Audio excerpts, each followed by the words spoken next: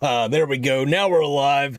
Hello, everyone, and welcome back to For the Minions, the weekly show where we talk about Predecessor, Overprime, and Ethereal.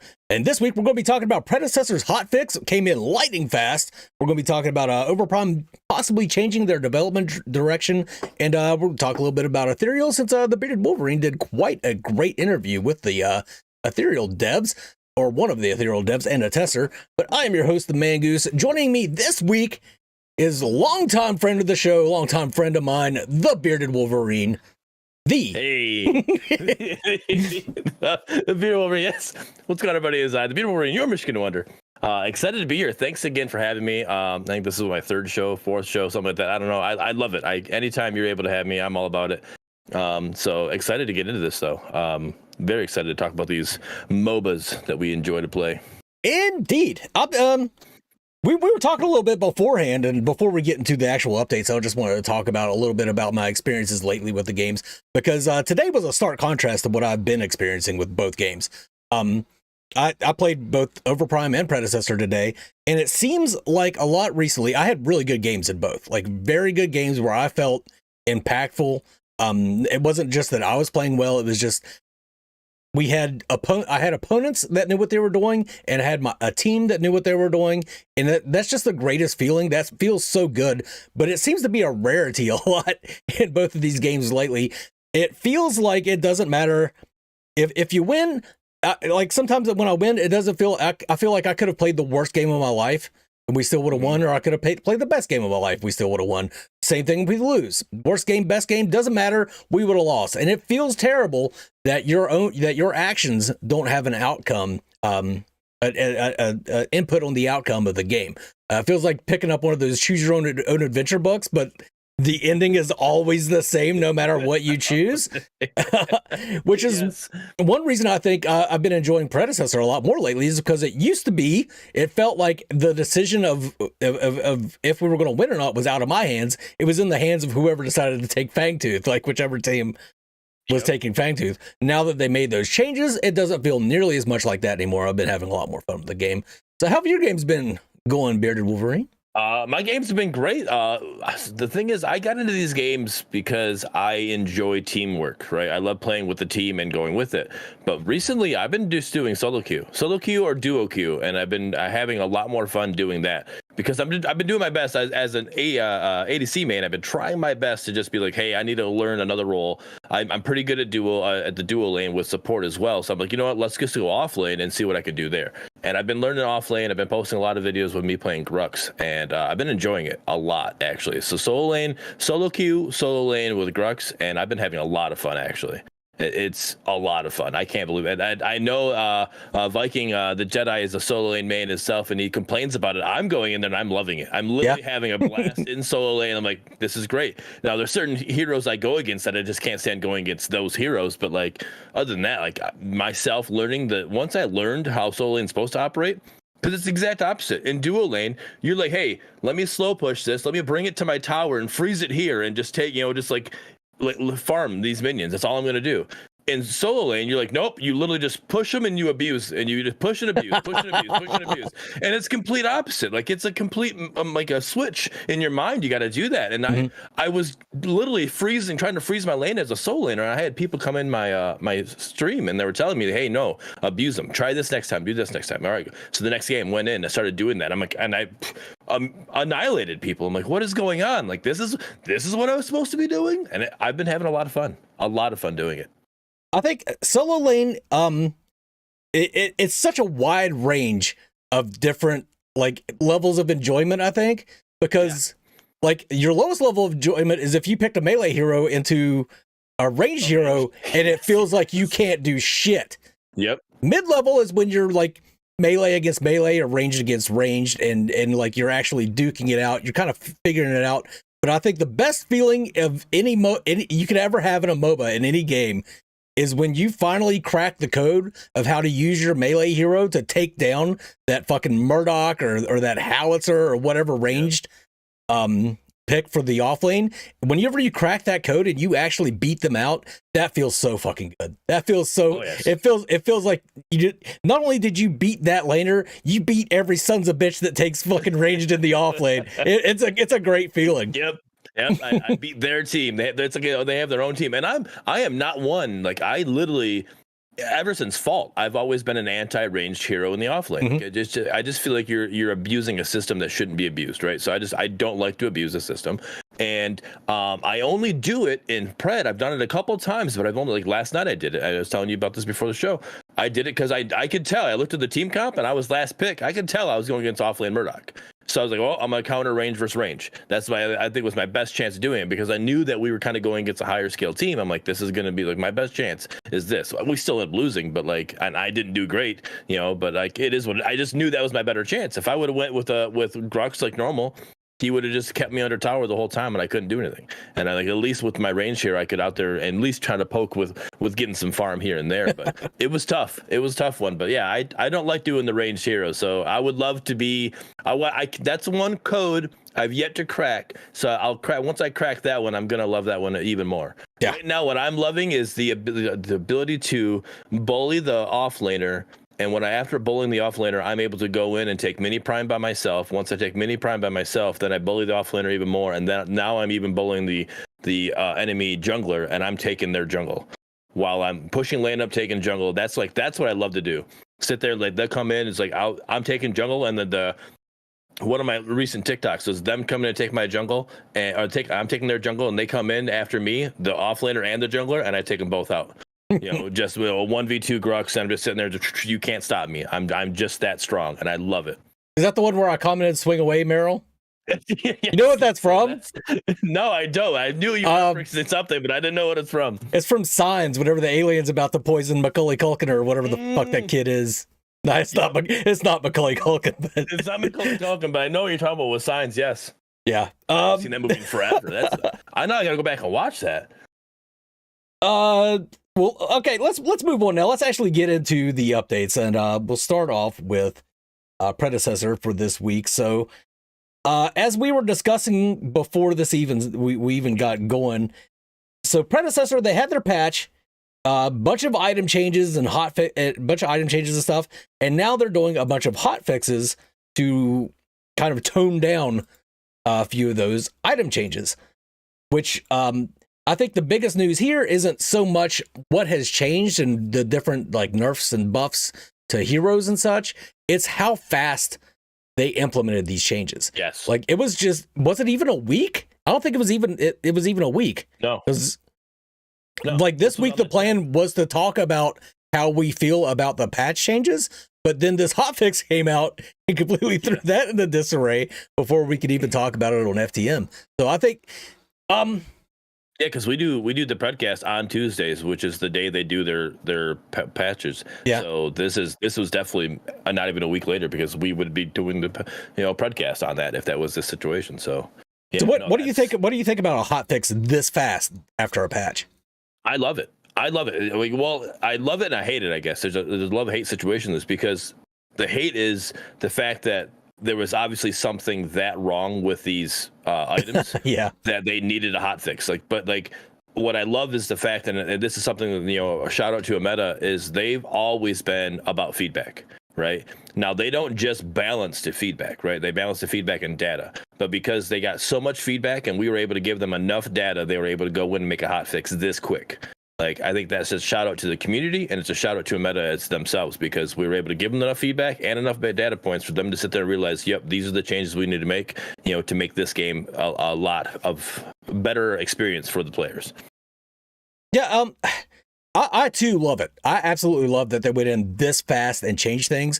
However, I'm going to play devil's advocate a little bit at the risk of people getting pissed off at me.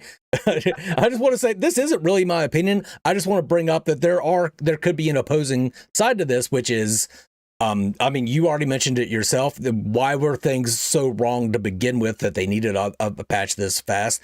The other thing is too, a lot of times you need to give stuff a little bit of time to marinate for the players to really figure out how, what is actually wrong with it, how to play against it, that sort of thing. I don't think that was the case this time. but usually that's the way you do patches, is you wait till players figure it out. I think Zinx in Paragon was a good example, because I kicked ass with Zinx when she was first released. I thought she was just overpowered as fuck because of the way I was playing her. However, a vast majority of the community seemed to think that she was just shit and just very undertuned. I think if Epic would have taken a little bit of time to let people adjust to Zinx, I don't think she would have needed the changes that she received. And after she received those changes, she was kind of busted. I don't know if you remember Zinx just tanking tower shots for fucking ever and the entire enemy team forever, but Zinx was a little wild there for a while. I don't know, that would be the only negative I have to say, but I will say, as a community, we knew what was broken almost immediately. As people were figuring things out. And you did see a lot of the community complaining that the time to kill, which is already pretty damn low in Predecessor, got even lower after these. Did you notice that at all? Bearded? Oh yeah, I noticed it.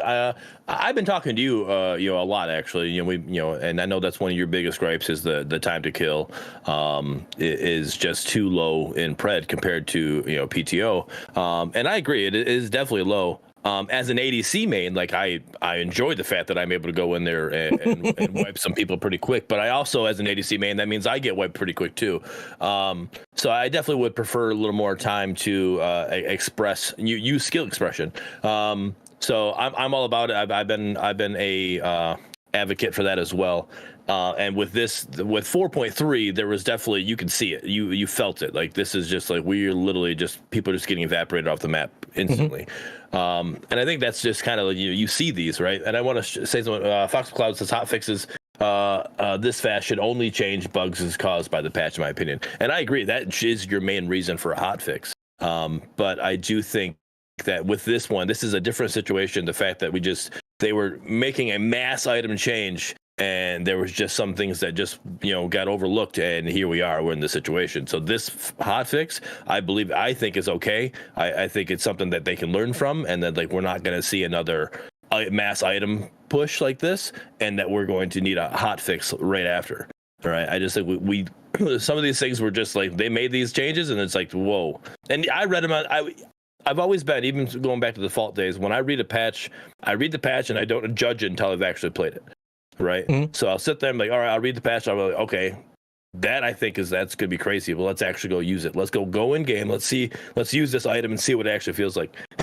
And then we'll go from there, but I don't need to say, oh, this patch is broken, because I just read it and just something on paper. Because on paper, as a sports fan, you could sit there and say that your team on paper is going to beat everybody. And then they don't win the championship. They come close to it, because just because it's on paper doesn't mean anything. So that's just the way I've always been. So, but yeah. I do agree that most hot fixes are definitely made for bugs, because you're going to introduce a new patch and there's going to be a bug introduced with it. So let's squash that bug real quick.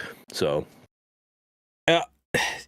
the thing with this patch too is it was just so egregious, the how overtuned some of these items were.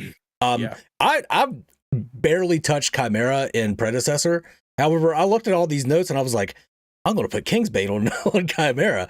I went in with Kingsbane on Chimera, 15-minute surrender. I was just hacking away at people and destroying them. It was just insane. Anything that makes Mangoose look good in a video game, it's obviously broken. Yeah, exactly. If it makes me good on Chimera, then yeah. That item's busted. I see Mangoose is doing good. I'm FFing at 15 minutes too. Like, yeah. All right, if Mangoose is doing good, we're done, guys. Maybe that's why I get so many surrenders. It's like, oh, Mangoose is actually doing good. Yeah, we're out. We're done. Shit. To those people who are FFing, it's Mangoose. He's old. He's gonna take a nap probably around the 30-minute mark. So just keep playing. Believe me, that team will be 4v5 in no time. All right. He'll drift off, senile old fucker. So let's take a quick rundown of these patch notes. I don't want to look too hard at this. So Crunch got nerfed. Mm-hmm. Just right off the bat, Crunch was running fucking roughshod over everybody after the patch changes. This guy, I went up against this guy for the first time when I'm doing my off lane, and early game, this guy punched me, and I thought he half healthed me with what the hell just happened? I'm like, you literally have just a starter item. What did you do? I looked, I'm like, the minion count wasn't that different. Like, it wasn't like, I'm like, what's going on? I'm like, yeah, he had more minions, but it's not like he had a wave full. I'm like, what's happening? And I was just talking to an offlaner, F6, actually. I'm like, hey, what's going on with this? And apparently his Q is this Q that does just true damage or whatever. So I just got to figure out how to counter him. But I was reading, I was like, I saw this. There's this after that match. I'm like, oh, so maybe this will fix it. I'm reading. I'm like, no, none of that fixes early game. I'm like, all right, well, I'm like, all right, I still got to figure out how to counter him because that was rough. I'm like, what am I doing? Like, I went from being like, yes, I love offlane, like, I don't know what I'm doing. It was bad. So, but yeah, I'm happy to see that he got a nerf a little bit. Yeah. Muriel also got nerfed a little bit. I think this was much needed. She probably needs tuned even a little more now, but yeah, Muriel she's another one that's been doing really well ever since the patch. Yeah. Yep. Ever since they fixed some of her items and buffed her. Well, yeah, and that she got that what we'll say net buff by getting rid of the anti-shield items. You know, that right there just was an instant buff to her. Like, I don't know what their thought was with that. I do think that is something that needs to come back. It doesn't have to necessarily be on the breacher item or breach item. We need something that gives us anti-shield or whatever, because she is so strong. And you wouldn't have to keep nerfing her per se. Just give us a couple items that we're able to build into. You know, you have all these heroes. You have all the taint items, right? That you can basically all your heroes that get lifesteal or whatever off of it, you can counter against them. Well, give us these items that'll help us. That, you know, a solo laner can counter against a Muriel. Give us an item that's a ADC can counter against a Muriel, you know, or a jungler, whatever. Like, we need these items that are going to help counter against that. And you don't have to nerf her as much. I think that's just the way I would go with it. You know what might be a good idea is to make taint just all purpose.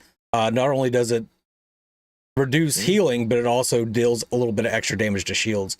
Because right now, like, it's very necessary to build the tainted items in a lot of games, but it never feels good. It always feels like you're giving up some damage, even if you're not really. The tainted items are actually quite good, but they're not as good as something like, if I want to build Wraith leggings, I'm not going to get as much damage out of Tainted Scepter as I would Wraith leggings, you know what I mean? But because there's a Rampage, a Chimera, and a fucking Narbash in the game, there ain't no fucking way I'm not building Tainted Scepter. Yep. But if it also dealt damage to shields? Yeah, 100%. Yeah, I find myself every time I get to my second or third item, I'm pulling up tab again. I want to see, like, all right, their team's who? Okay, because you got the people who naturally have it in their kit, right? So, okay, if you have two of those, you automatically want to get tainted. If you only have one of them, it's okay, well, maybe I'll push it to my third item. And then you look to see who's building lifesteal. All right, ADC's building lifesteal. All right, you know, jungler's building lifesteal, whatever. Like, okay, I got to build it just to stop the lifesteal they're building. So you can almost build it no matter what. And anyways, but you do, like, you kind of push it off, like, all right, maybe I don't have to build it, maybe I can build a little stronger, you know, like, and then you're like, all right, well, nope, now I gotta get it because everybody's building lifesteal or whatever. So it is almost like a guaranteed build. It isn't bad per se, but you can definitely get a better item somewhere, you know, or, you know, push your build a little more to the limit with something else instead of going that way. So, but it's almost a guaranteed one of my, no matter if I'm building ADC or if I'm building offlane, I'm guaranteed building one of the either tainted rounds or tainted blade. Yeah. So I kind of walk back on what I said, though. I don't think tainted items should deal more damage to shields. I think it should just, the amount that it decreases healing should also decrease the amount of shielding they get. Okay. As long as it's anti-shield, I don't care how it technically does it. Does it do more damage? I think it just makes more sense that way. This gives me, it'd be kind of, it'd almost be like a little utility item, you know, like, all right, hey, here's your anti-item, you know, your anti-sustain item, yeah, I'm all about it. Instead of anti-heal, just anti-sustain in general. As far as the items go, so breach, they just completely removed the passive off of it. They intended this to be like a on-hit armor melting item, and it was just way too strong. Kingsbane, we've already talked about it. It was just way too damn strong. Viper, augmentation. We've already seen that. I've seen a lot of the crunches that were going fucking bananas were using augmentation. So not only has crunch been nerfed a little bit, but one of his items, Bonesaw. This was another one that was. All these items were fucking nuts. These are almost all items that I use on Grux. Like, oh, really? I felt like I was like, no wonder I was doing so good. Apparently, all my items were just huge. But I was doing this before patch 4.3 too. Yeah. You know, but like Bonesaw and Augmentation were they're definitely staples in my build for Grux. And so yeah, that lifesteal getting removed from Bonesaw, it definitely hurts my build. But I'm still doing all right with it. And I don't think it's going to hurt Grux as much as some others because he has the natural lifesteal from his passive. Yep.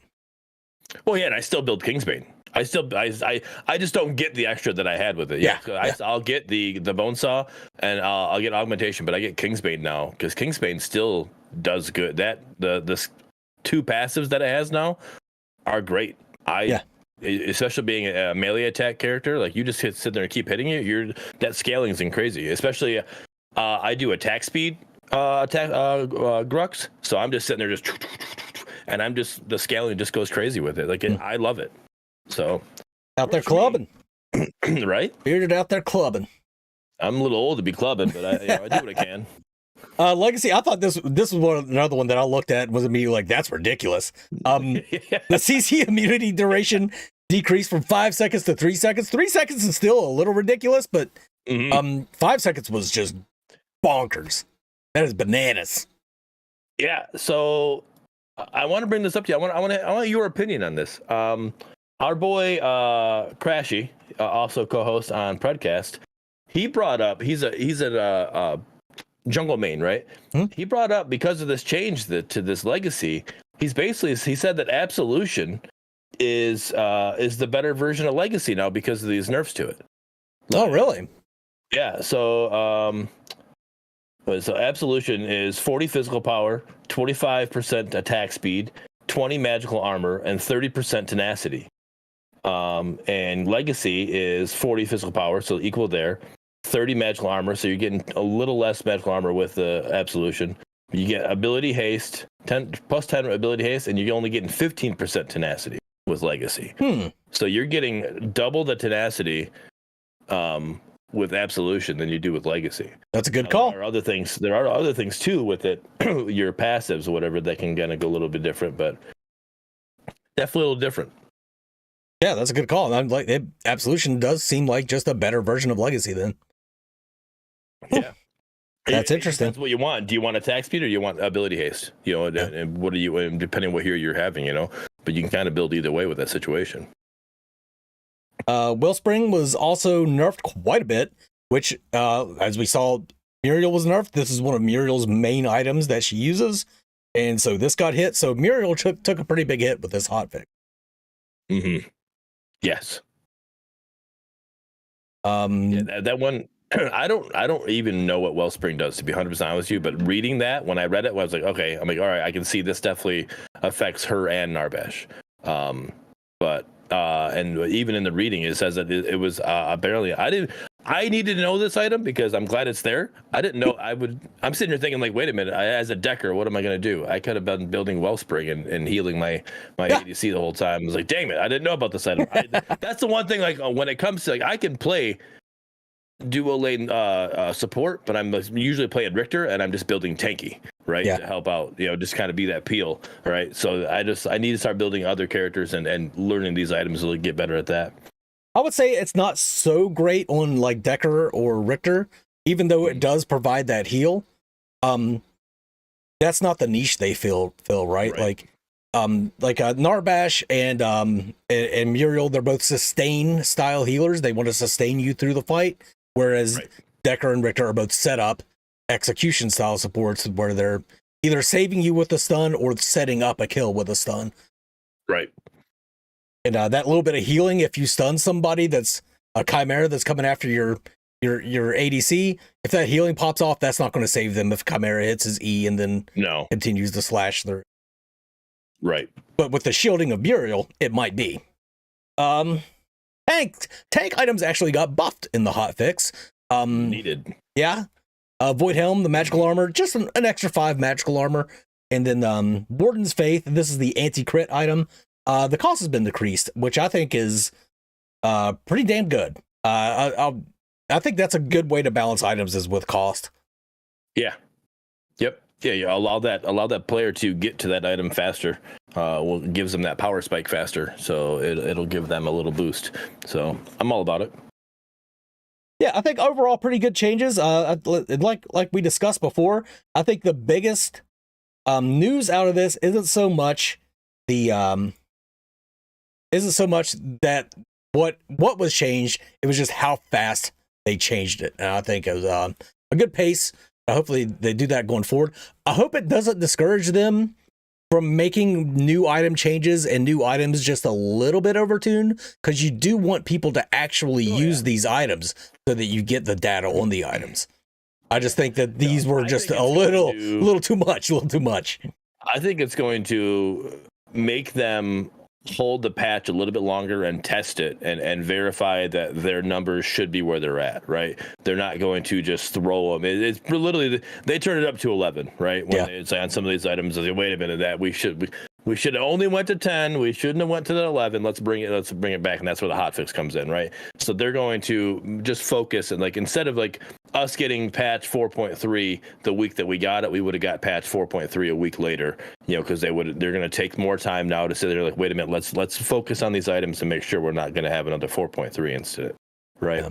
And I'm actually surprised to hear you say that the biggest thing is the speed of it, because there's a little paragraph in here that I literally just screams, "Mangoose, we're talking to you." And I thought that would be your biggest news. So it says, we also hear you on the current time to kill and the tank item issues. Over the course of season 2, we'll be looking to increase the time to kill and slow down combat a tad, but also work to make the tanks feel more relevant again. We'd also like to start promoting build paths for both Sevarog and Rampage to play frontline for their teams, as well as find a better place for Steel.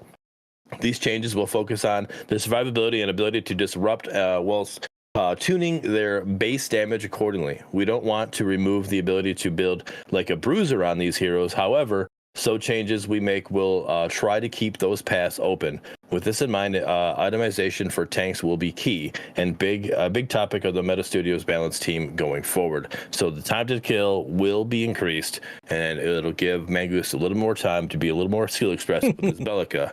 And get a little more, maybe get an extra bomb off instead of just being just the one bomb ultimate. Yeah, that would be nice.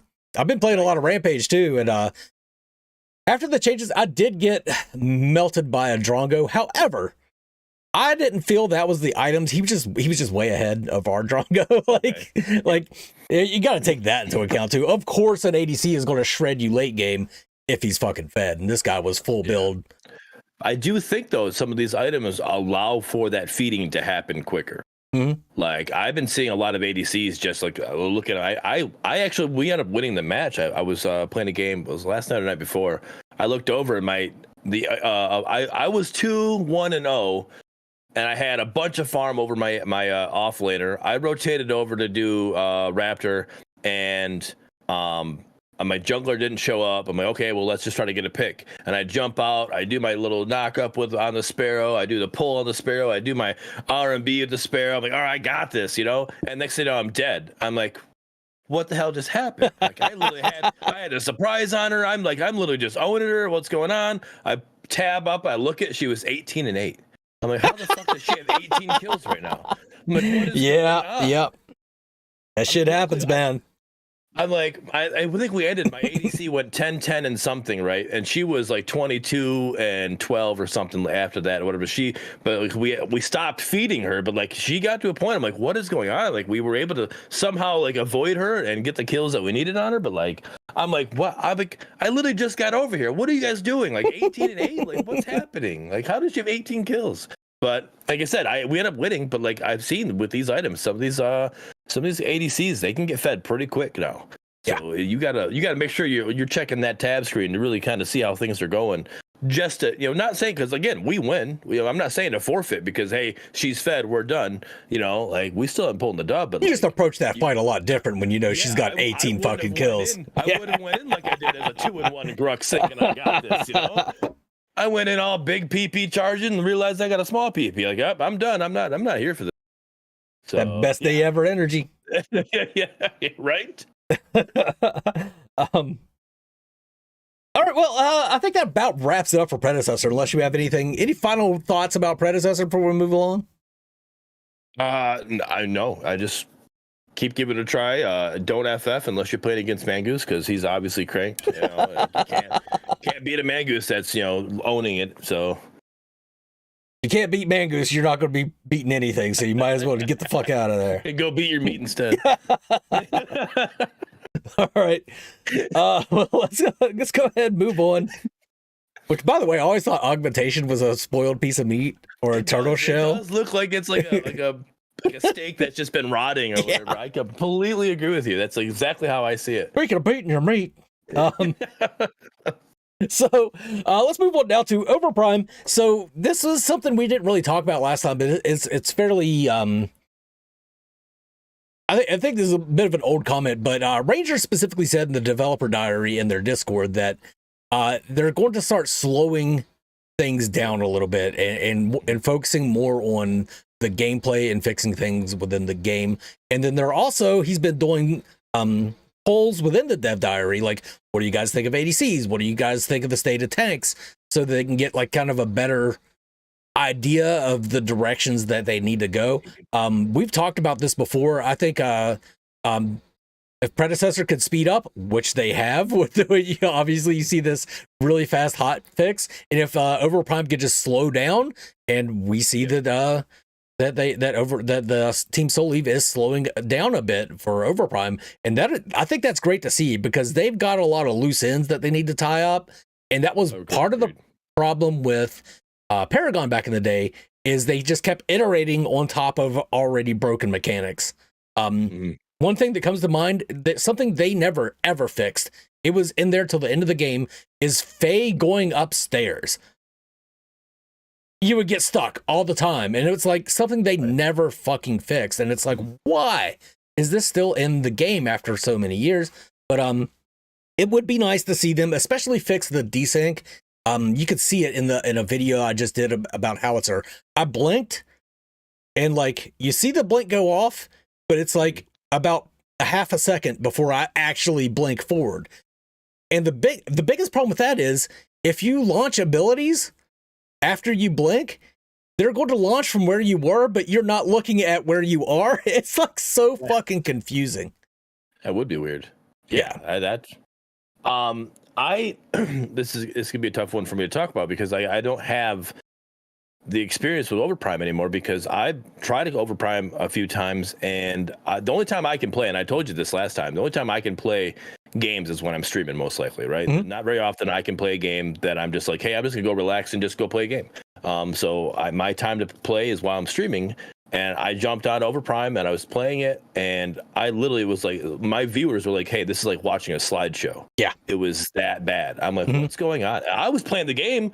Me playing the game was fine, but the stream was like a slideshow. I'm like, I can't, like, what do I change? Like, what is the output different? I literally shut down that, put on Pred, stream was fine.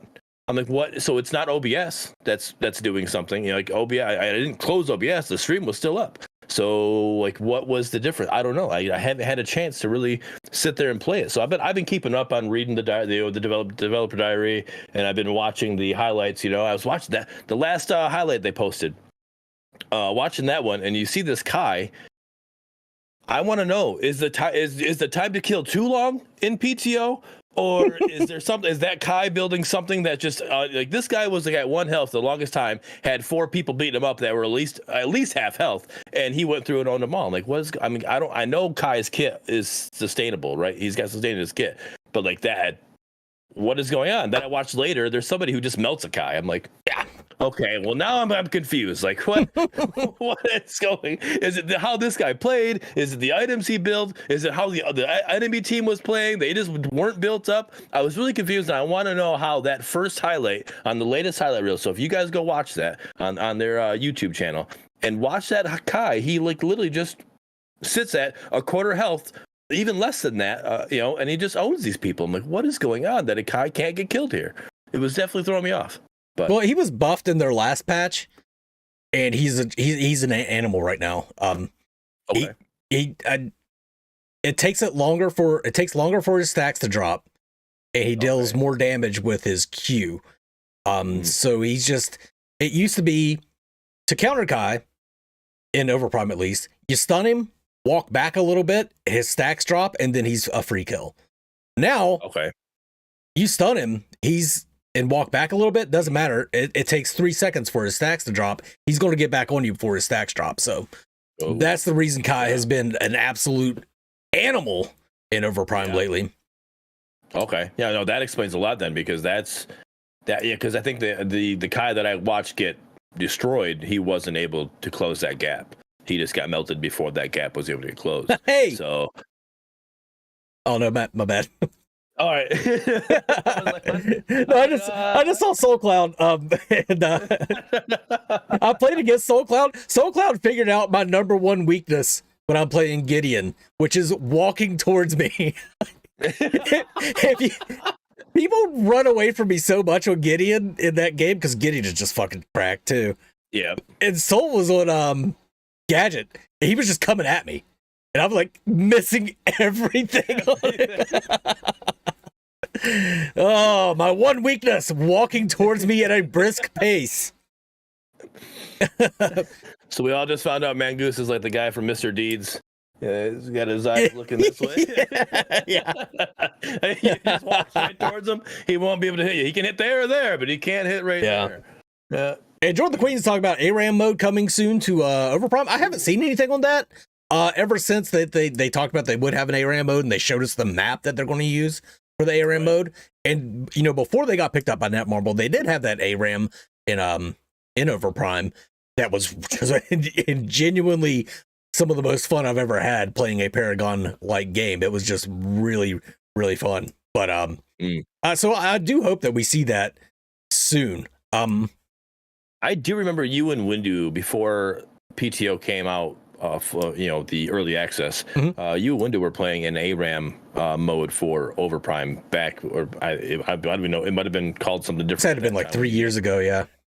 And I remember I was like, oh, this is actually it almost made me want to download it, but like that was the whole thing. That whole download was you're playing with somebody else. I'm like, no, I want to. It looks fun. I want to play with the guys, but I was like, that just doesn't. I was scared of it at that time. I'm like, nope. I'm like, I had that whole thing. I'm like, and I just never did it. And then here I am. I play it now. Well, I haven't planned to play it, but I'll jump back into it. I was just recently found out, and that's something I want to kind of talk about. That apparently one of the patches, they reset your settings, and I think that might have been my issue. My settings might have been all put back up to epic or whatever it was called or whatever. So I might need to bring my settings down. But again, like I said, my gameplay itself was working. It was the stream that was having issues. So I don't know. I want to jump back into it and give another try and see what I can figure out there. Because I do enjoy playing the game with the fellas, but if I can't do it while streaming, that's the problem I have. Is chat fixed now, or refreshed it? Hopefully it fixed it. It looks good, dude. I see what they're saying. It's been stuck for a while. Reading chat the whole time. I'm not. It has been stuck for a while. Oh, I'm not. I refreshed the wrong chat. You know what?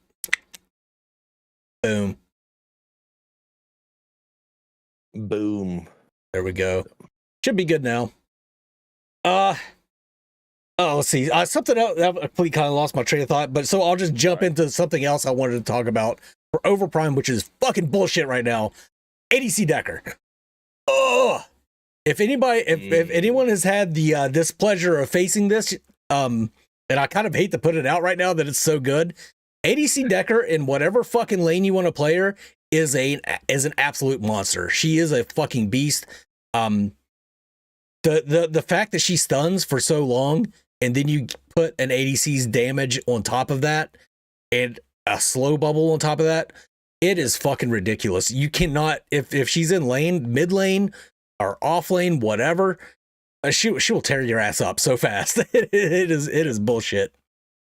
She was like that with Fault. I noticed it when we played Fault. We would do ARAMs in Fault because I would hold my customs and we would do ARAMs on that, and you found out that real quick that Decker can just do some damage, right? Yeah. And then you would see that, and then you will go into an actual game and you see that, and it's like, oh my gosh, why am I being melted by a Decker right now? Like, what is this? And she, I'm surprised you don't see it in Predecessor, because she just does damage. her natural kit itself just does damage with that stun in Predecessor. So I don't know what it is with Decker and people like why she needs to do so much damage. I think they could definitely nerf her damage down a little bit because she's already got a lot of CC in her kit that she can just do what she needs to do as a support. She doesn't need to melt the ADC. Basically, just here you go. They're already one hit for you. I'll let you do let you put a hit on them. That's not needed. All right, let the ADC do some work for you. The ADC earn the kill. ADC Decker is way better than Wraith. I'll tell you that right now.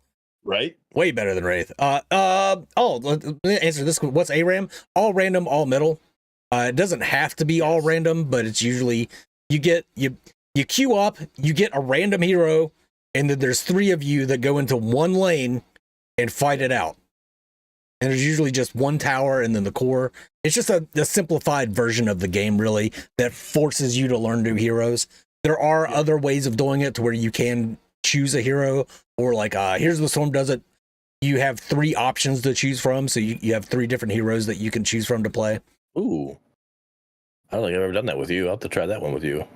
Oh, I fucking 3 option. I fucking hate ARAMs and Here's the Storm. Yeah. Maybe that's why we haven't tried it. That makes sense now. I was wondering, like, we played HOTS for a little bit, but never did that one. But okay, now I understand why. The only reason I played ARAM and HOTS is because we got put in the lever queue because we picked up Menace and he had a lever penalty from like fucking 9 months ago. Could you imagine that? Is that really how that works? So your lever penalty doesn't work? You have to be in queue to actually like have your lever penalty so the way that against you? The lever penalty works in Here's the Storm is if you get if you are identified as a lever, as somebody that went AFK in game, you get put into a separate queue with other people that left, and you have to win 3 games, not in a row, just 3 games in general in that queue to get out and play with normal people again. And it is the most toxic, hellish, fucking bullshit environment you could ever put yourself in, is the fucking lever queue. We're over here in L Pop trying to get back into Gen Pop. Yeah, exactly. Exactly. You get put in the hole. They throw you in the hole. Son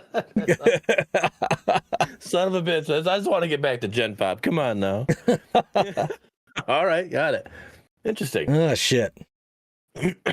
I guess that's the way to do it. I mean, because that way, you can't just people just sit there and abuse the system, right? And take their 24-hour ban. They're just like, all right, fine, I'm just gonna leave and I'll come back. I'll wait 24 hours, right? Like literally, hey, you have to play these 3 games in this horrible queue, and you got to win these 3 games, or you got to win a total of 3 games, right? No matter what, it doesn't matter if you come back 6 months later. You got to win these 3 games. Okay. JVN, yes, I still play HOTS. I streamed it the other day, about a week ago. Yeah, 2 weeks ago. That. I remember that. I don't know. That's about all I had for Overprime. I had a really good game of I had a really good game of Overprime. Had a really good game of Pred today. Games where it felt like the decisions I made had a definite outcome on the game, and I'm just very happy with both games. Both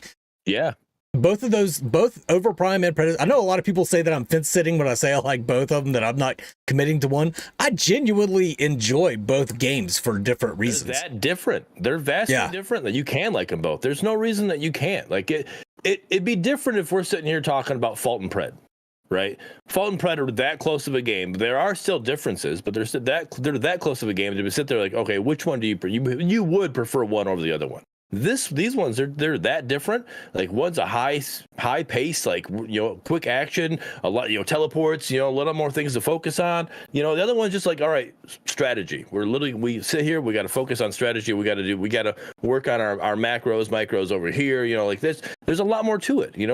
Yeah, the games are vastly different. That there's no reason that you can't like them both and enjoy them both. I also don't think that if one shuts down, that the other one is going to get a huge influx of players. No. I think people play one. They either play one or the other, or they play both.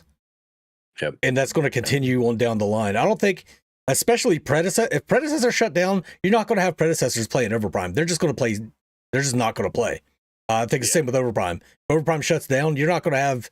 It's not like Predecessor's population is going to dramatically increase. Yeah. It's not. They're just going to go play something else. You will get an increase, I believe. Yeah. Because I do believe there are I believe. Well, I know at least one person. I asked them personally on their stream. I won't shout them out here though. I'll leave that to their own stream. But I did ask them like, hey, if Predecessor had ranked, would you play Predecessor more than you played PTO? And they said yes. That's the one reason that they're still playing PTO is because it has a ranked mode right now. And Predecessor doesn't. He's like, they said that they're playing Pred more often as it is, but they would still play it. They would play it even more often. But just somebody I noticed that was playing a lot of PTO on stream, and then recently I've been seeing them playing Pred more frequently. I'm like, all right, I wonder what's the change here. You know, you won't say their name. I'll say who I think it is. It's probably Soul Reaper. Soul Reaper's been playing a lot of Pred lately instead of PTO. That's exactly who it was. So I just always liked throughout all of the communities that I didn't want anybody to hate on him because he said he would play Pred more. I mean, he said it on his stream, but again, I wasn't going to put him. But yeah, that's who it was.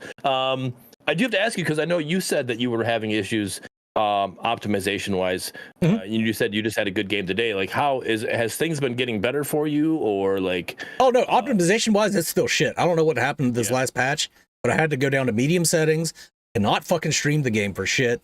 Okay. Yeah, that's still a problem. That is still a problem. I'm just talking about general gameplay. No. Yeah, that's fine. Yeah, optimization and actual how the game plays are two different things. Yeah, that's fine. I'm just wondering because I want to know about me trying to get back into it. If I'm gonna be like, basically, let me know when things look better for you, because then I'll say, all right, sweet, I can load up and let's get some games going, because that's kind of where I sit. Like, I want to play the game. I do enjoy it. You know, Sean Conley asked if we still had the Primecast, and like, one of the reasons is that we don't have the Primecast because I wasn't able to play it, but then we couldn't keep a good consistent crew on there. You know, we had me and Window, we've been doing these shows like this for a while, so going back to the Fault Partner panel, and we just couldn't get a good consistent crew on that one. So like, it was like, you know what, let's just we'll can it, you know, and we'll go from there. It sucks because I mean, it looks like we've lost almost all of the, besides for the minions, we've lost all the PTO shows going from there, but it is what it is. Like I said, I enjoy the game. I am straight up honest, I prefer Pred over this, but that's just because it's that slow. I've always enjoyed the strategy, like all right, we need to work this, you know. This one, it's like, all right, let's just go into it. Like, I do enjoy playing Overwatch as well sometimes. That's kind of the feel that I get with it. Like, all right, a little more Overwatch, but it's MOBA Overwatch instead of just being everybody just go focus on one area.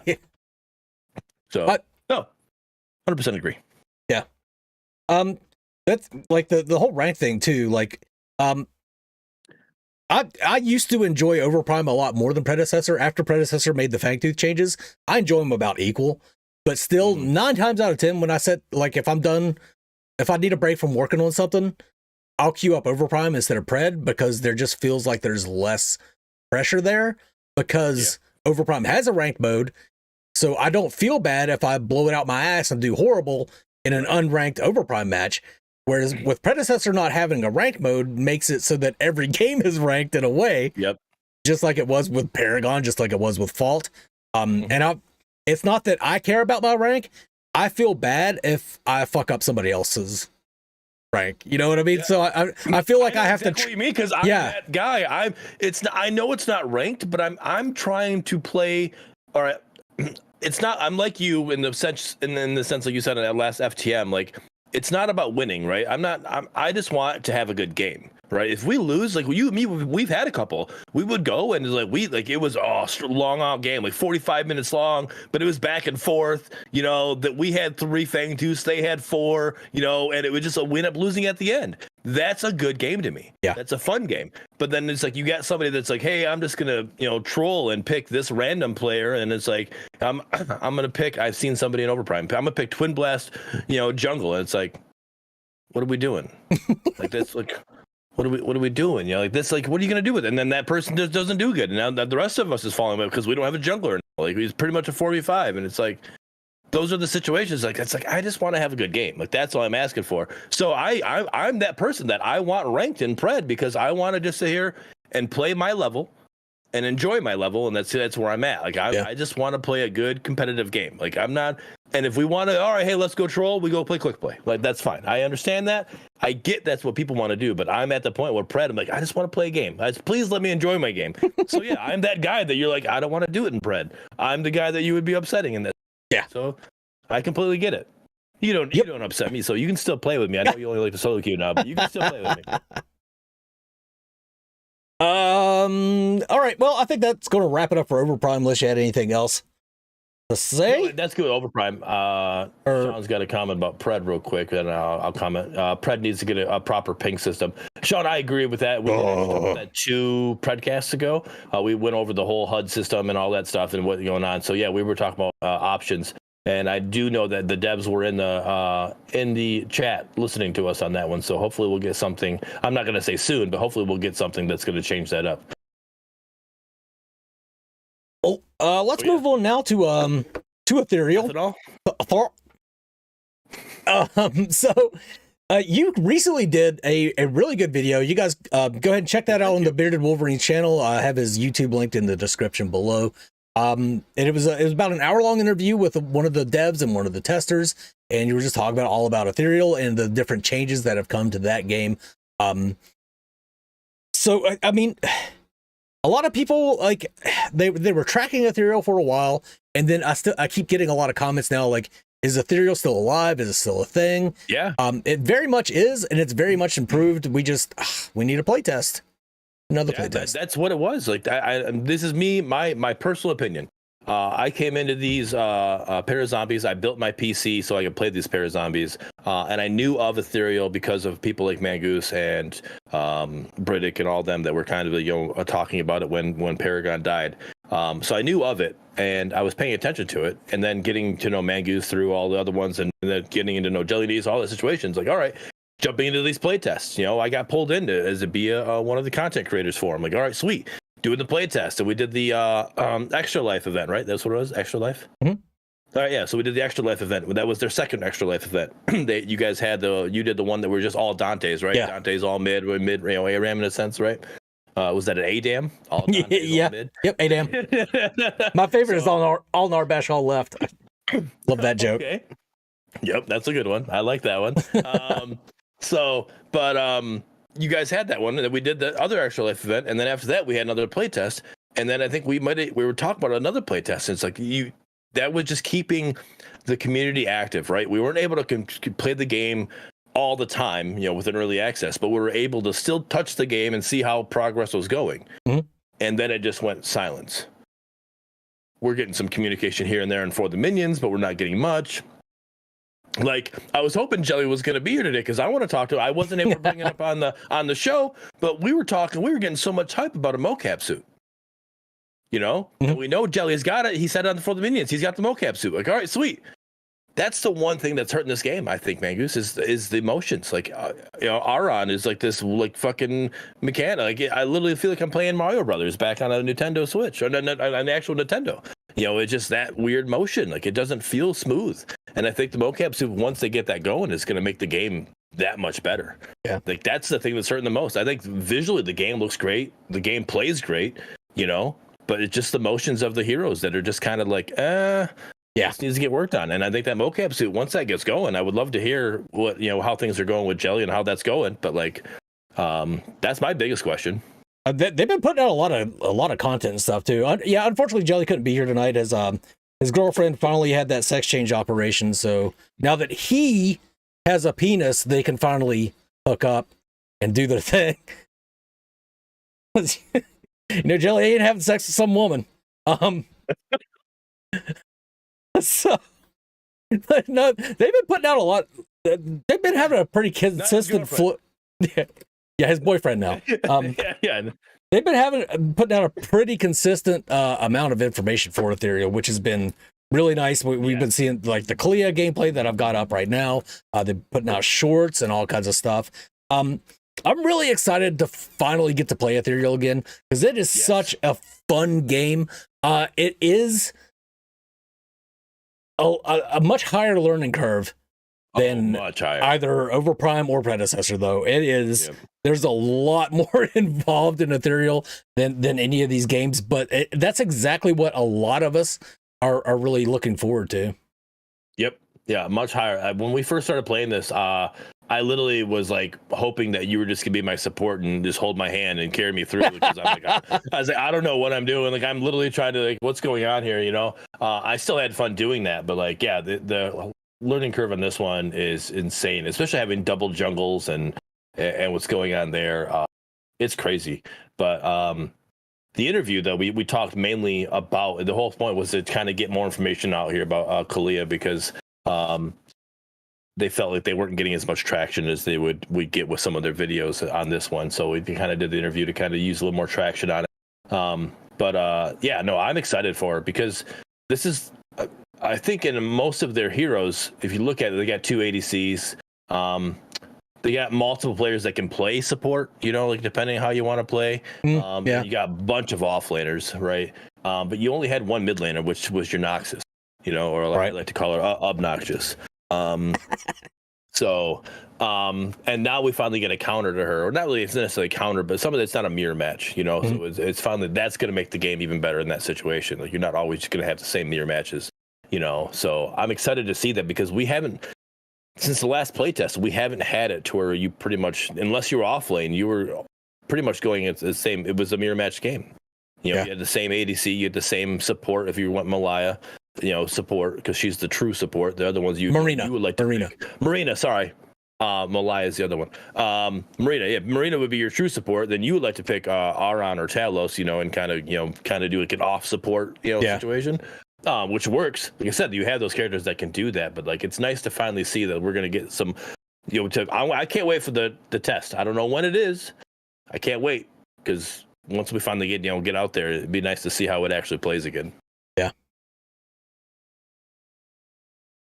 I did watch Skipter's interview, Armadillo.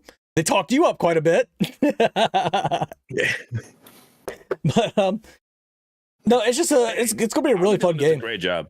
Does a great job. Yeah, he does. I mean, Armadillo was one of my favorite of the Fault devs, and now he's working for Ethereal, and that can only be good for Ethereal. We just need to get our hands on the game once again. We need to get our hands on the game. Yeah, it's faster, Armadillo. Come on, what the hell, dude.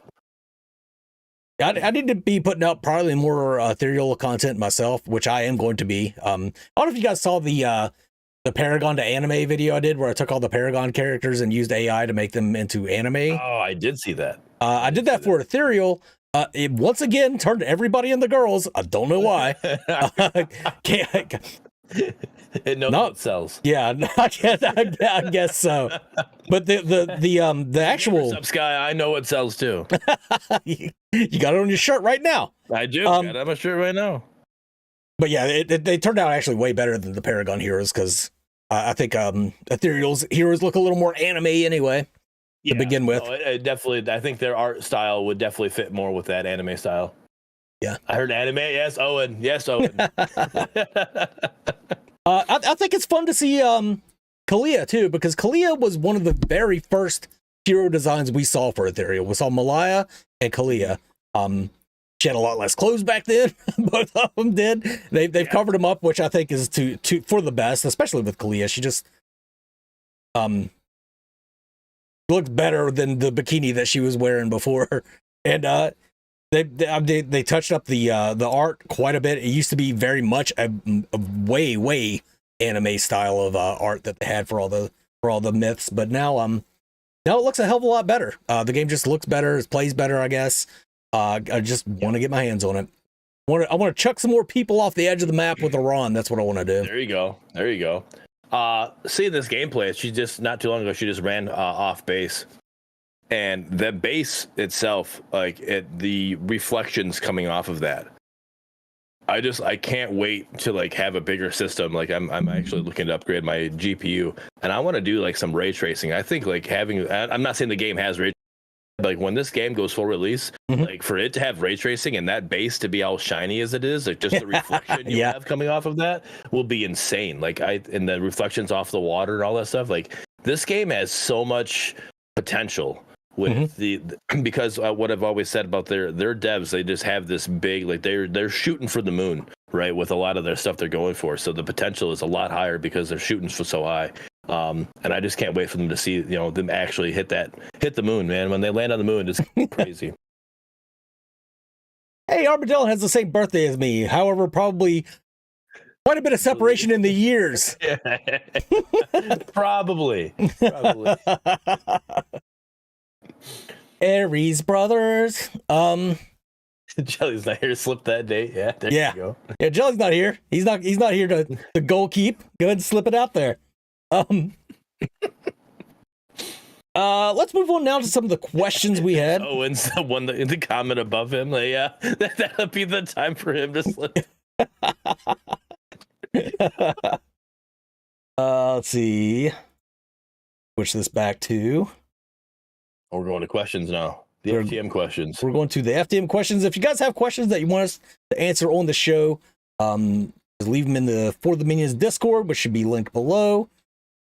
In the comments below, that is. I'm trying to find something to play in the background that's not one of the other games.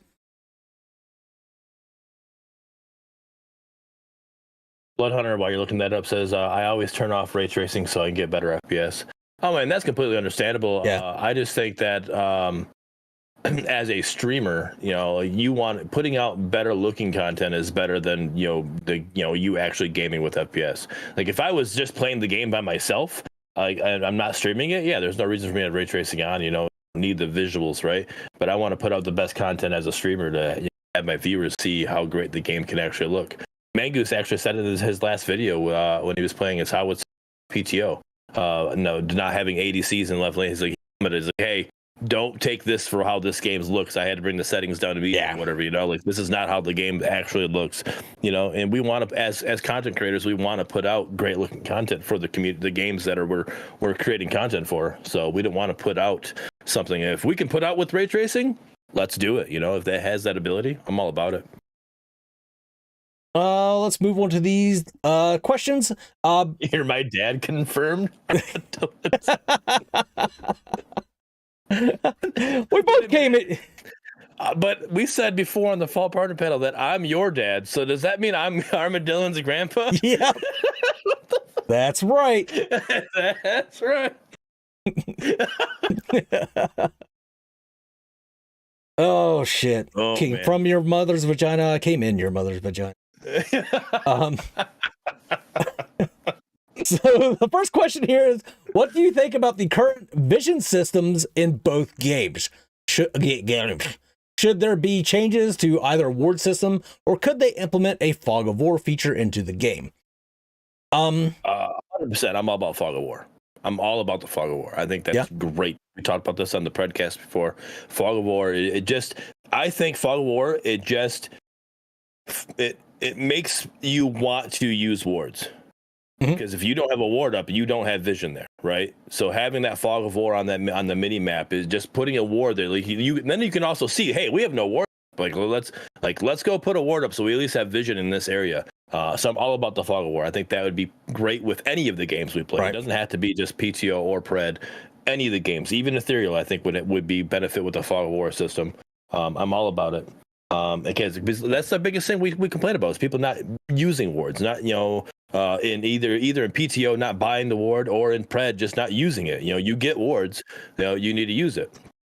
We also talked about in Pred that there needs to be a change with the amount of wards you can use, and I know VikingJedi would definitely agree with me on this one. Once you upgrade your crest as a soul laner, you should get 2 wards, right? You should be like, all right, now you can use 2 instead of just only having the one have and having that 90-second cooldown on it. Like you should be able to, like, hey, you go upgrade your crest, you can now have placed 2 wards. 2 wards in the solo lane is not a lot, right? You already got your support that's going to do 3 wards on the right side or on the carry side of the map. Having 2 wards on the left side or the opposite side of the duo lane is always more. It's not going to be too much. It's just going to help. So I think that's something that needs to help as well. I think both games could definitely improve their warding. I know Pred people will give me shit for this. I do think they need to be a little bit bigger. Not overprime size wards for Pred. Definitely not that. I do wish they were just maybe 10-15% bigger. Would be nice. The other problem I have with Pred is you have vision on people that are so fucking far away. It's a little nutty. It's nutty for things like Murdoch or for your junglers trying to gank or something like that. Like you can stand at your tower and see people as long as you could like see them a little bit, then you're giving vision on the map. I think they need to reduce that quite a bit. I think that is another step for Fog of War. I don't think just because you can see someone that you should be able to give vision on that person. I think there should be a limited range on that, more limited than it is right now. For Overprime, the problems they have is the wards can see through walls, which is bullshit. They shouldn't be able to see through walls. It should be a lot more strategic the way you place the wards. Just being able to, because you could place one on the backside of Prime, and you can see Prime, and it's just kind of dumb that it's on the other side of a wall and can see people trying to take Prime. And the other thing they need to change is you can drop the ward directly inside Prime, so that if the enemy team wants to deward you, they have to pull Prime. Which I guess you could make an argument to where that's kind of skill-based or something, but it's not. Just both teams drop a ward inside Prime, and then both teams just have vision until that ward expires. Like, that's just how that ends up working. I think it should be like Predecessor, where there's a restricted area around the objective where you can't actually drop a ward inside that area. Like, you can put wards to where you can see people going in to take it, but you can't put it directly on top of it to make it almost impossible to deward. Right.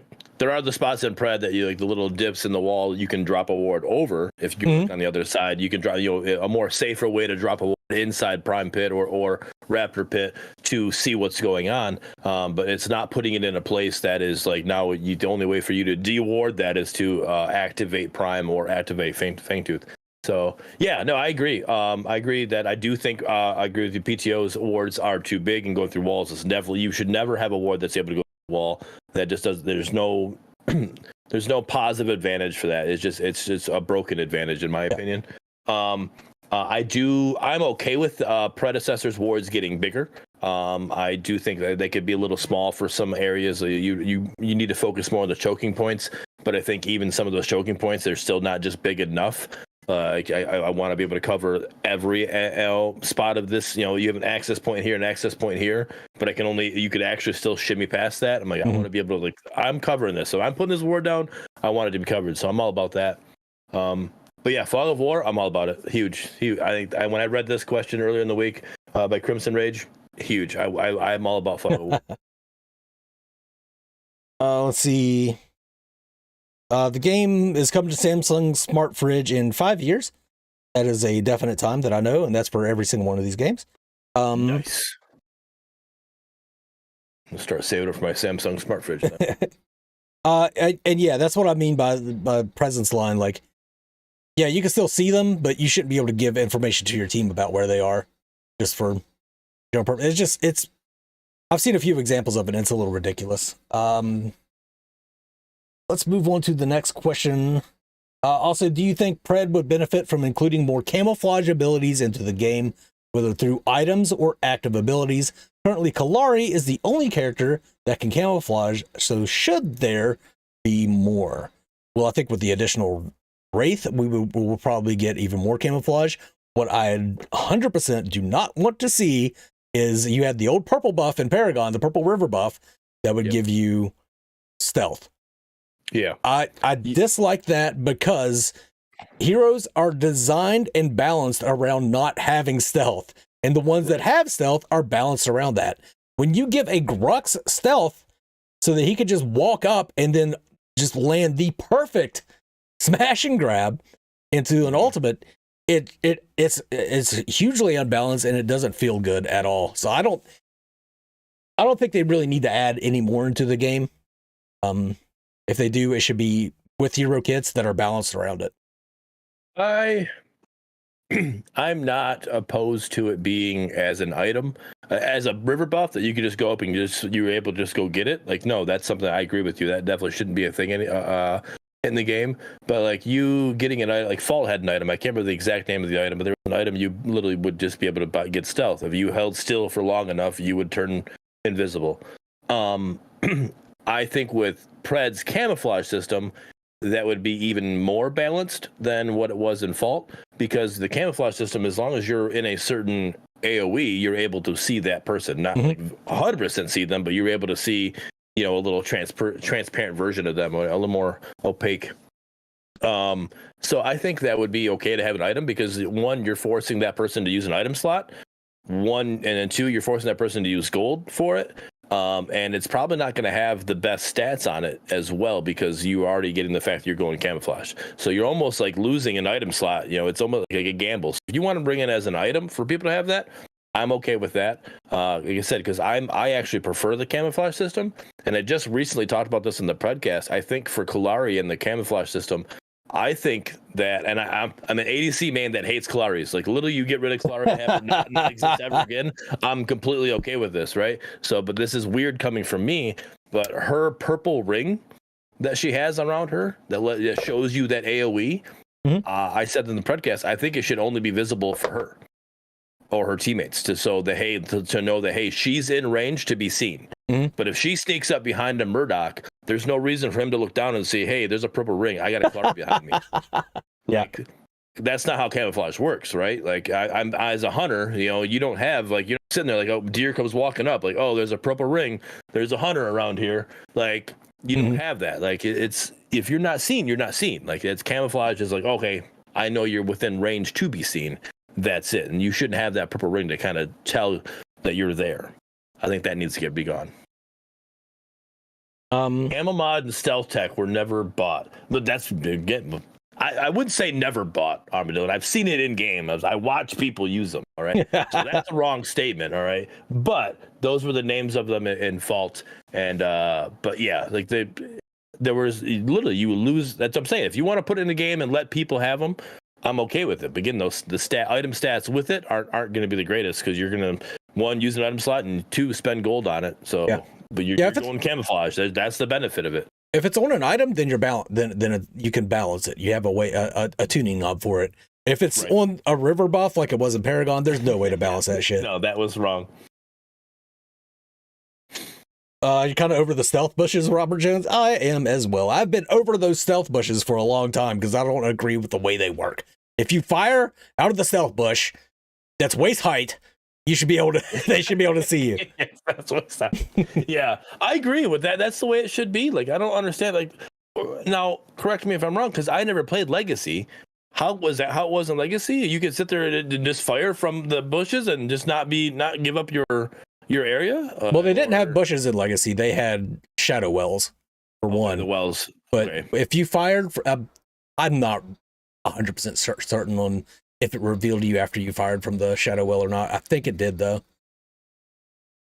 Yeah, I think if you're backing or if you're attacking or you're doing any kind of action from stealth from either a shadow well or the bushes, like you're giving up your position. That's the way I think it should be, no matter what. Yep, you should definitely be revealed. Let's move on to this last question here. Do you think more items should have different passive stats depending on if your character is a ranger or melee? For example, Overprime has the green gemstone shield, which changes, depends on if you're a ranger or melee. Should more items have this in either game? I think both games have examples of this where either the passive effect is more powerful if you're ranged or melee. Me personally, I think I think you failed.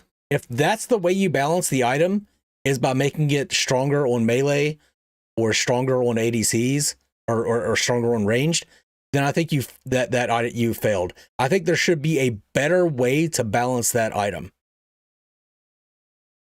That's just what I think. How to balance it, I don't know, but yeah, I don't think it's a fail. I think that's just a way of balancing off lane. Right. And I just think that's just how you help keep ranged characters out of the offlane, because then you put in, like this is made for a melee character. But if an ADC person puts it on, or range character puts it on and they get the same benefit from it, then you're just going to they're able to just own offlane. So I think it's just a way of balancing off and keeping the ranged people, trying to keep as many ranged characters out of the offlane as they can. Yeah, at least the ones that aren't meant to be. I guess there might be eventually someday a range character that's meant to be in the offlane. But that'll be a tough one to balance in that situation. I think I'll not enjoy offlane as much as I do now once that happens. But that's the way I see it. I don't think it's a failure per se. I just think it's a way of balancing offlane. Okay. Yeah, I don't really like it personally. There are some that are in. You do have them that they're all passive. Like there's certain passives that you read in Predecessor that you read as like this is like it does half the amount of damage per se or whatever with a ranged hero. So you do have that. To the answer to the question, do you think there needs to be more? Yes, I do think there needs to be more because I think there needs to be more items, especially in PTO. There needs to be more items. So once you get more items, I think you need to have those items that are going to have these different. Because I'm all about it. And in like Mangoose's last video, you don't want to play ADC in all lanes. So these items will help deter that. Yeah. That I don't know. That's always going to be a topic of discussion is how to balance offlane. You. Yeah, they are. They're coming for you. I heard it. But that's always going to be a topic for discussion is how to balance offlane so that you're more encouraged to play melee heroes as opposed to ranged heroes. I think that's far more of a problem I hate saying anything like this, but I think it's more of a problem at lower ranks because at higher ranks, it's kind of understood that for a winning team composition, you need to have a bruiser type hero in the offlane. Even if they get their shit pushed in early, as long as they don't feed too much, you're going to be fine as you progress into the game. But at the lower ranks, they don't quite understand that. They don't really play around it, and they end up just surrendering. Yep. But the issue with that is, though, the lower ranks is where the majority of the player base is, right? And that's why that balance needs to be there, to help make it a still fun, sustainable game for those people. Yeah, that's the biggest issue you have with that. I get why you hate saying that, but I mean, it is what it is. I'm even in that lower rank area, so I'm there. I admit it, and that's again, like I said in the very beginning of the show, like when I was playing Fault, I wouldn't do it. Like I wouldn't purposely go in there and abuse a ranged offlane. Like it just wasn't my thing. You could sit there, just run range offlane, and Fault all you wanted for a while there before they made those changes, and you could abuse that like crazy. And it just wasn't right. It just like, I don't know, my morals were like, no, that's not you. There's no reason to boost your stats that way, right? It's like going in and being a 5-stack with your, the top 10 people, just to get yourself boosted. All right, hey, look, I'm platinum. Like, no, you're not. No, you're not. So, it's just the same way in that situation. I don't agree with it. But I do think, yes, I think these games need more items, especially PTO. PTO needs more items. That's one thing I hate is the ADC with going PTO is I felt like I was building the same 6 items, like every time, like guaranteed. I'm like, these are my items as an ADC. Like there's no other items that I'm going to pick. So, and that's one thing is like they just need more with more items in there to kind of help diversify that. So I can't wait for that to happen. Well, I mean, that's all the questions we had for in the FTM Discord. You guys are welcome to drop as many questions as you want in there. We don't answer them in the Discord. We try and answer them here. However, people do often end up discussing them anyway. And thank you everybody that confirmed that yes, you did break camo on Legacy if you fired from a Shadow Well. Good. Yeah. Yes, thank you. So I see any questions in chat. I was trying to keep up on them, but I appreciate that because I'm over here dicking with everything. But yeah, that's about going to close it out then. Mr. Bearded Wolverine, final comments, and where can everybody find you? Final comments. Thanks for having me. As always, I appreciate it. So anytime you need somebody to fill in, hit me a message. I'll ask the wife. I ask the master if she's okay with me stepping away for a little bit. But I'm always welcome to come on here. Well, sorry, I'm always willing to come on here as long as I'm welcomed. That you can find me on Twitch Monday, Tuesday, Wednesday, Thursday now. Tuesdays is the Predcast. Monday, Wednesday, Thursday are gaming. Mondays and Thursdays I'm trying to be sweaty and trying to get better at the game. Wednesdays are my viewer games. Gonna play with viewers and do what we got to do. And then you can. I'm doing my best to push out some YouTube shorts and TikToks. I've recently been pushing some of those out with my Grux gameplay.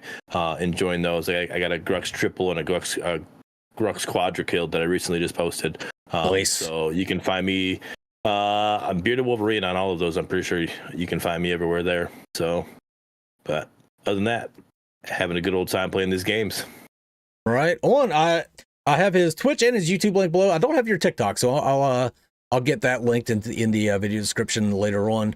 And yeah, hey Bloodhunter, thank you very much for the $2. Hey. So that's gonna about wrap it up. I don't got a lot going on. I'm gonna keep trying to play Overprime and keep trying to play Pred. I'll be streaming Pred on my Twitch, X Mangoose, and Overprime is just going to be VODs for the videos for the most part. I've got a pretty good game of Overprime that I played today that I was actually recording finally, where it kind of shows off, how patience weighs out and how having a frontline tanky hero actually defending their ADC instead of just trying to kill. Like, here's the thing with that. I'm going to talk about this real quick. Do it. Let's go. I have a question for you too after that. So there's a couple ways you could play a frontliner. The way most people see it is they just jump in on the enemy ADC and try to pummel them down and kill them.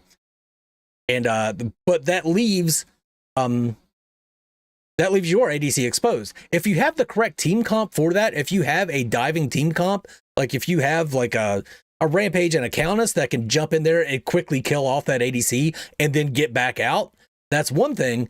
But otherwise, your front line, you need to be the front line, not the enemy's back line. Like, you need to stay up front and interrupt anybody that tries to go in your ADC and have a little faith in your ADC that they can get the job done.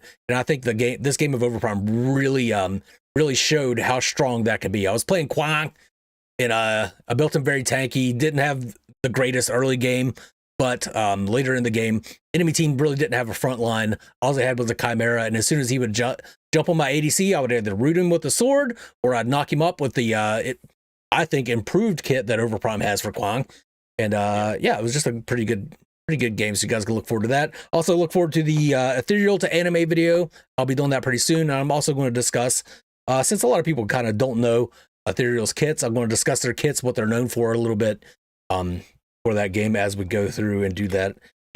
But thanks everybody for hanging out for the entire stream. Thank you to everybody who watched the video that gets uploaded later. I've also converted it into the playlist into a podcast. Don't know what that does for YouTube. Whatever. I did question. There was a game. You said patience, right?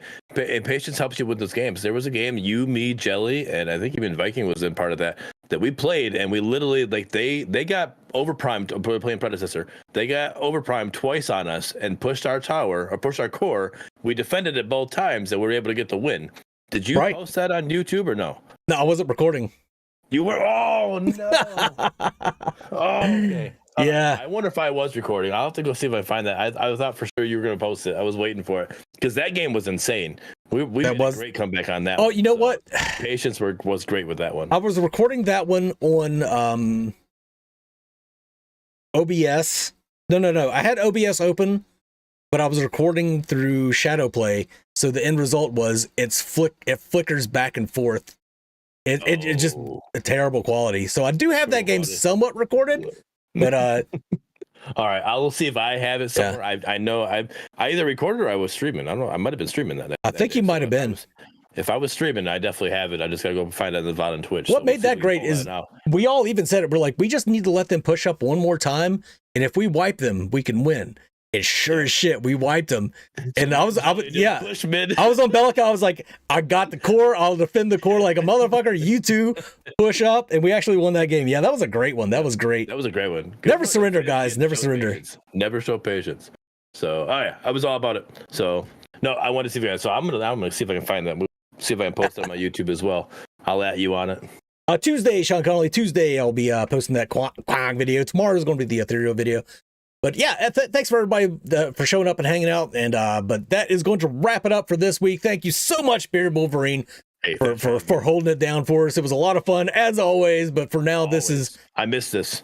the For the Minions crew signing off. You guys have a good one.